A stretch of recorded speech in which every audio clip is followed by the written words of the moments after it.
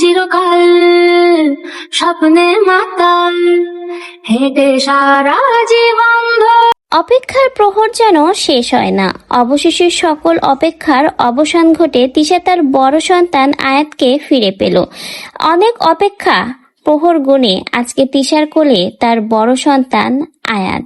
এটারই অপেক্ষায় ছিল তিশা। এজন্য তো আবেগপূর্ণ কিছু পোস্ট শেয়ার করেছে তিশা তার আইডিতে, এবং তার সন্তানকে পেয়ে যে সে কতটা খুশি সেটাই বুঝিয়েছে। তিশা তার পোস্টে লিখেছে, আলহামদুলিল্লাহ, আল্লাহ আমাকে খুশি হয়ে 4 সন্তানের মা বানিয়েছে। হোক সবাই আমার কাছে না, তবে আমার দোয়া 4 সাথেই থাকে সব সময়।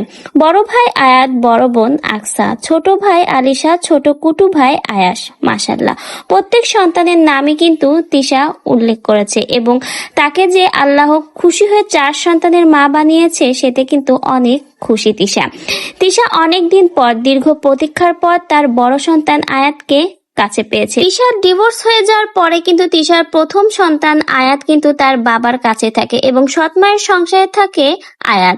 তিশা অনেক চেষ্টা করেও কিন্তু তার বড় সন্তানকে তার কাছে আনতে পারেনি। শেষমেশ অবশেষে অপেক্ষার অবসান ঘটিয়ে তিশার কোলে ফিরে এলো তার বড় সন্তান আয়াত। তাই তো ছেলেকে নিয়ে আজকে অনেক বেশি খুশি, এমনকি আবেগপূর্ণ হয়ে অনেক কান্নাকাটি করেছে, সাথে শেয়ার করেছে কিন্তু অনেকগুলো পোস্ট, এবং বুঝিয়েছে আজকে অনেকদিন পর, দীর্ঘ অপেক্ষার পর তার বড় সন্তান তার কোলে ফিরে এসেছে।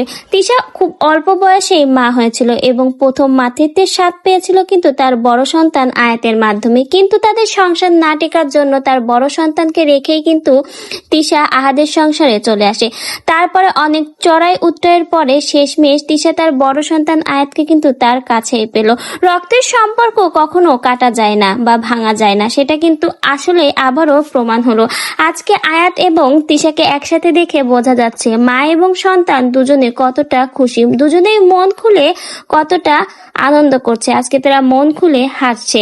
আয়েশের মুখের হাসি দেখলে মনে হচ্ছে আজকে সে তার মাকে কাছে পেয়ে কতটা খুশি হয়েছে।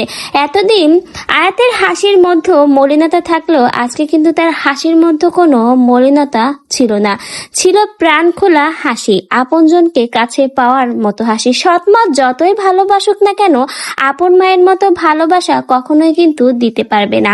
আপন মায়ের অভাবটা আয়াতের কাছে সারা জীবনই রয়ে যাবে।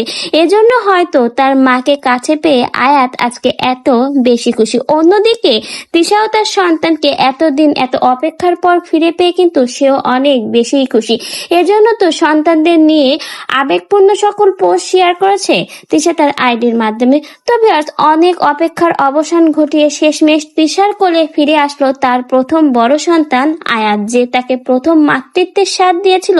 সেই সন্তানকে ফিরে পেয়ে কিন্তু তিশা আজকে অনেক বেশি খুশি।